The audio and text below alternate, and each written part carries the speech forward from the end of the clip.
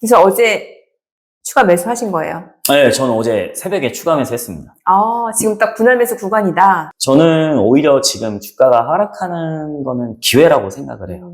근데 이거는 사실 하락하는데 산다라는 게 진짜 쉽지가 않아요. 여기서 매수 버튼을 누르기 위해서는 나의 확신이 필요한 거거든요.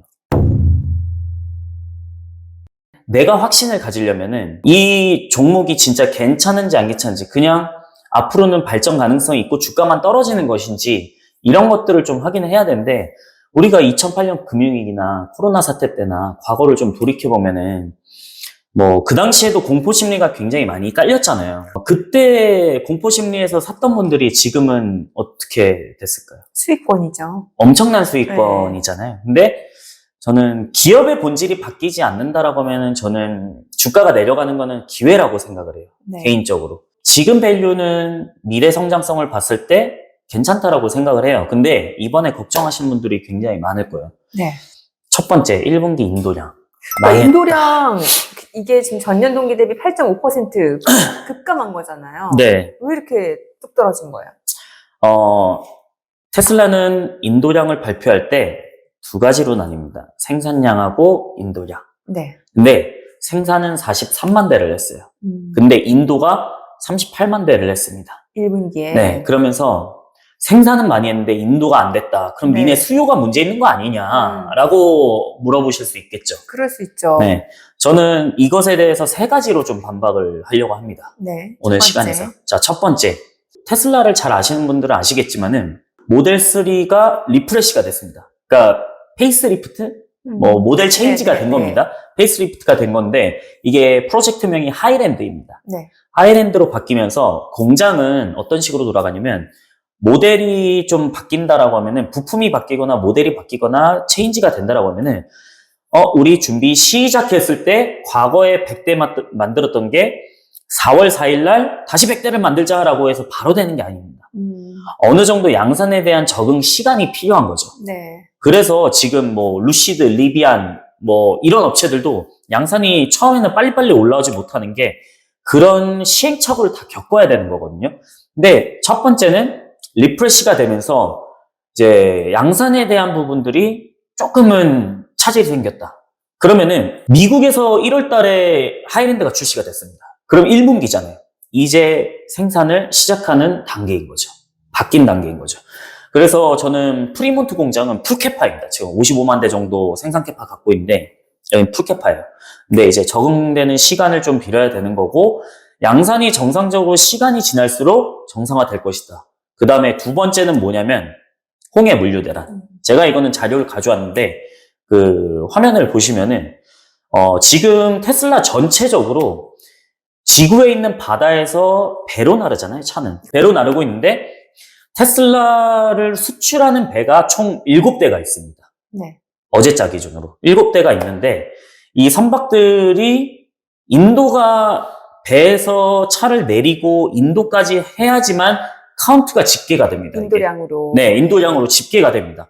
근데 작년인가 재작년에 현대글로비스랑 테슬라랑 계약 체결을 했습니다. 현대글로비스는 자동차를 배달하는 물류 업체잖아요. 네. 근데 여기서 테슬라랑 계약 체결했는데 그게 커리지오라는 건데, 이 커리지오가 지금 현재 어디에 있냐면은 중국에서 출발해가지고 홍해를 넘어가서 이제 유럽 쪽으로 가야 되는데, 홍해에 뭐가 있었습니까?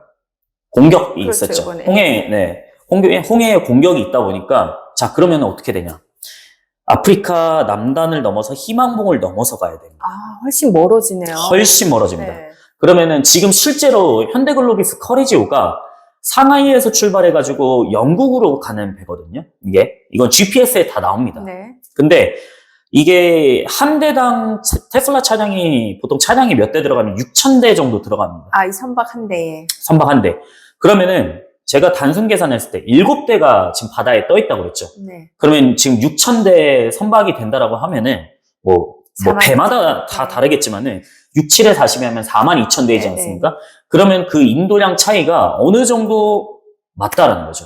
이게 인도량이 집계되기 전에 원래는 도착했어야 되는 건데 도착했어야 됩니다. 지금 도착 못하고 지금 바다에 떠 있는 거네요. 네, 바다에 아직 떠 있는 거죠.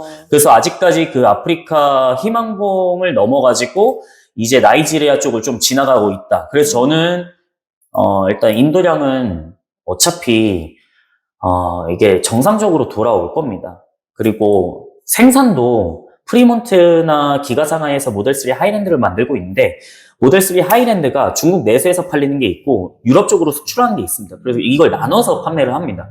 근데 그 나눠서 가는 부분들이 사실 어떻게 보면은 아직 숫자에 집계는 되지 않는다라는 거죠. 그 다음에 아직 풀캐파로 돌아가지도 않고 있고. 저는 너무 걱정하지 않으셨으면 좋겠다. 이게 딱 그러면은 지금 생산량과 인도량의 차이 4만 대 차이가 딱 이 정도인 거네요. 시장 예상치하고도 이 정도 차이고. 그쵸. 월가에서 생산량 대비해가지고 43만 대 했다라고 하면 얼추 맞는 거거든요. 그러네요. 네. 근데 우리가. 이거는 이제 2분기 인도량으로 집계가 되는 건가요? 뒤늦게 도착. 그쵸. 이연되는 겁니다, 이거는. 네. 이연되는 거기 때문에 보통 이게 마이너스 날 수도 있어요, 잘못하면. 그러니까 생산보다 인도가 더 많을 수도 있다는 거죠. 그럴 수도 그게 작년 3분기에 4,500대 정도 이연돼서. 네, 이연돼가지고 그런 부분들이 있었는데 23년도 1분기, 2분기, 3분기, 4분기에는 정상적이었습니다. 다 10,000대 정도, 4,500대 이 정도였는데 저는 이번에 46,000대 정도는 어차피 이연되기 때문에 너무 걱정하지 않으셔도 된다라는 거. 그 다음에 세 번째는 뭐냐면 독일에 또 공장이 있지 않습니까? 기가베를린. 기가베를린. 네. 기가베를린에서 그 극단주의 환경단체 변전소 공격이 있었습니다. 네네. 방화를 저질러가지고 아이고. 뉴스 한번 크게 있었잖아요. 네네. 그래서 그때 공장 가동 중단이 한 7일 정도 있었습니다. 근데 그때 독일 검찰에서는 테러리스트로 이렇게 해가지고 하겠다라고 했는데 그러니까 환경단체를 좀 감싸진 않았다는 거죠. 그래서 이런 일시적인 이벤트로 인해 가지고 주가가 떨어진다라고 하면은 저는 오히려 좀 기회라고 생각을 하고 있고 물론 지금 100% 다 사라는 말씀을 드리는 건 아닙니다. 네네. 저는 제가 바라본 뷰를 그냥 참고만 하시면 좋을 것 같고 저는 계속 공부를 하면서 이 종목에 대한 좀 확신을 좀 갖고 있기 때문에 저도 틀릴 때가 많죠, 사실은. 네. 근데 그 부분들을 한번 보셨으면 좋겠다. 그 다음에 이제 모멘텀은 뭐냐면 완전 자율주행, FSD. 완전 자율주행. 네. 근데 중국에서 워낙 지금 저가 공세로 치고 네. 오다 보니까 사실 이 가격 경쟁력 측면에서 어쩌면은 조금 테슬라가 밀릴 수도 있지 않을까라는 얘기도 있고 또 중국 쪽 시장이 워낙 크잖아요. 그쪽 수요도 급감하는 건 어느 정도 좀 예상을 해야 된다는 분석도 많잖아요. 근데 저가형 차량을 분명히 만들어야 되는 거는 맞습니다. 저도. 네. 그게 이제 모델 2죠. 모델 2인데 일단 멕시코 공장 지금 기가상하이는 모델 3랑 모델 Y로 충족을 많이 하고 있고 이제 풀캐파 돌리려고 노력을 많이 하고 있는데 기가 인디아나 기가 멕시코에서 나올 수도 있다라는 가능성. 아마 근데 텍사스 쪽에서 먼저 만들 겁니다. 왜냐면 거기가 헤드쿼터이기 때문에 일론 머스크도 거기서 만든다라고 했는데 지금 필요한 건 맞아요. 근데 수익성에 엄청난 도움은 되진 않습니다. 그거 자체가. 네. 네, 왜 그러냐면 이게 비아디를 보시면 아는데 비아디는 판매량은 정말 많습니다.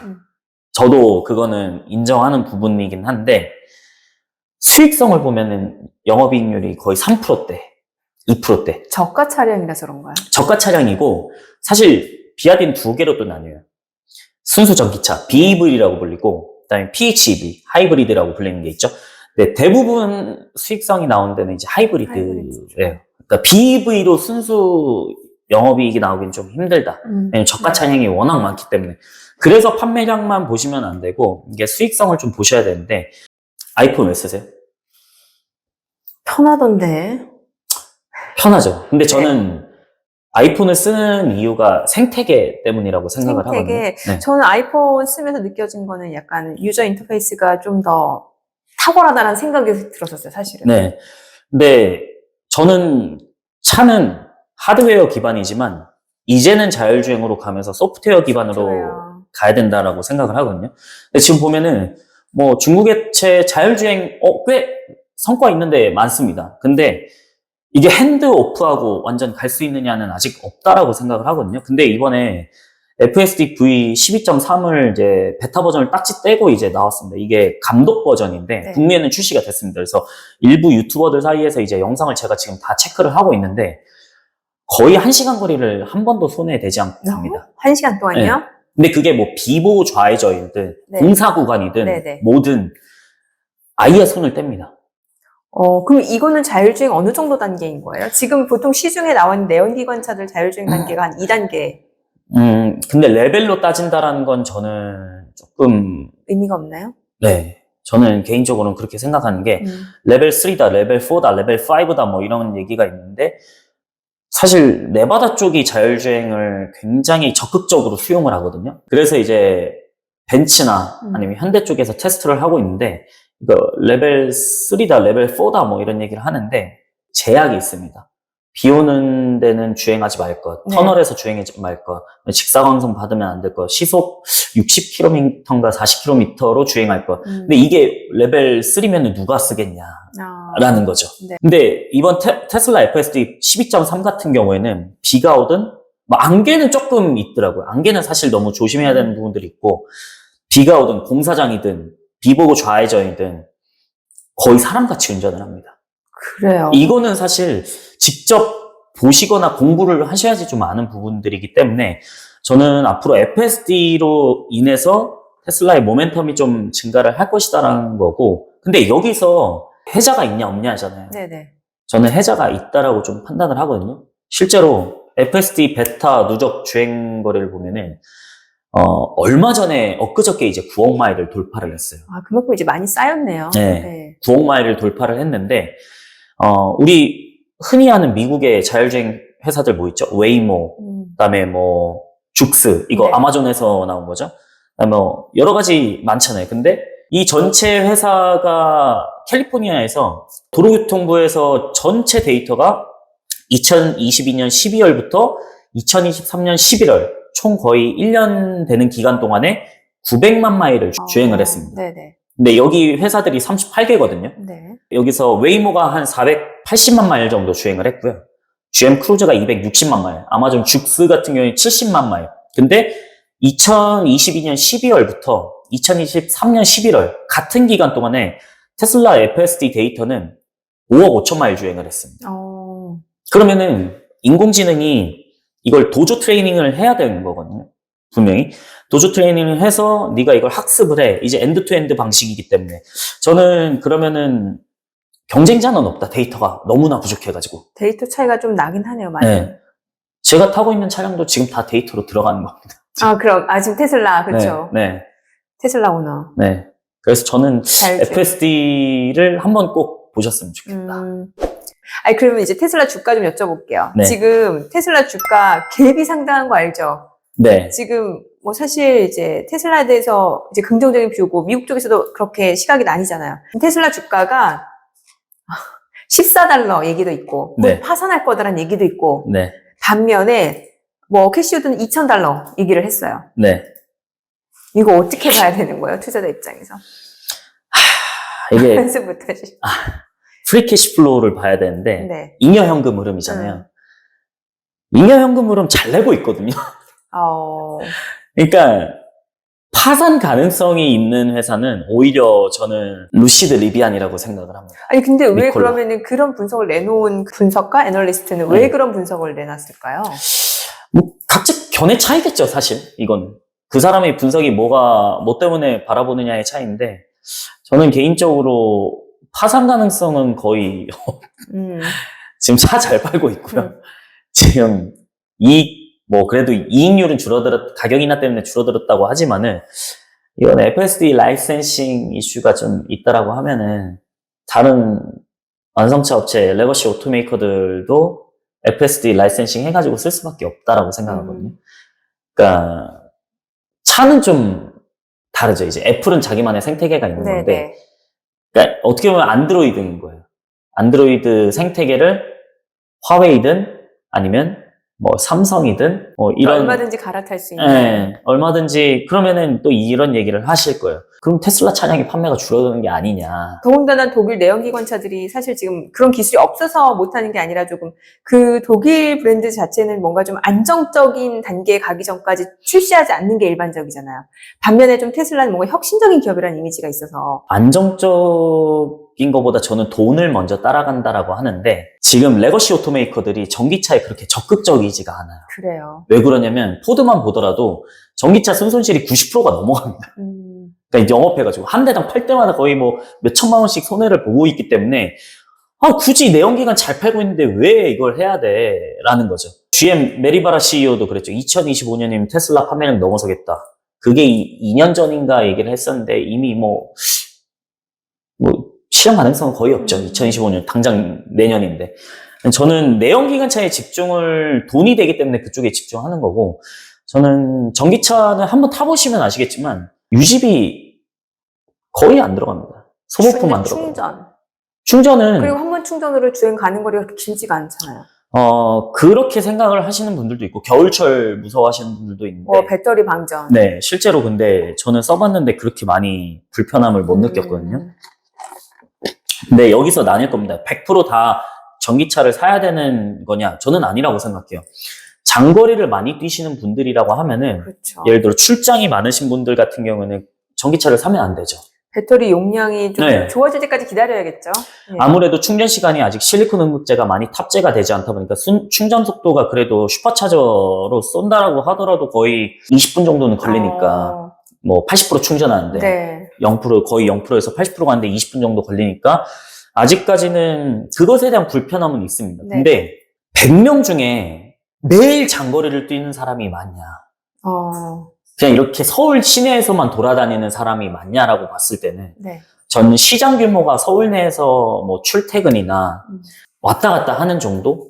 이렇게가 더 시장 규모가 크다라고 생각하거든요. 네. 나머지 장거리를 출장 가시거나 어디 뭐 갑자기 서울에서 대전 가고 뭐 천안 갔다가 뭐 경상도 갔다가 뭐 이러시는 분들이라고 하면은 전기차를 아직 불편할 거라고 저도 생각을 해요. 근데 그렇지 않는 이상은 저는 충분한 시장 캐파가 우리나라 기준으로만 봤을 때 네. 충분히 있다라고 생각을 하고 있고요. 그래서 저는 오히려 지금 좀 기회이지 않을까? 저점 분할 매수 기회다? 네. 지금은 많이 담는 게 아니고 내가 구간을 정해서 200에서 190에 1차 매수를 했다라고 하면은 뭐 150 정도에 2차 매수를 하고 이렇게 좀 가야 되지 않을까. 그래야지 내 심리가 좀 안정적일 수 있다라고 좀 말씀드리고 싶습니다. 네, 알겠습니다.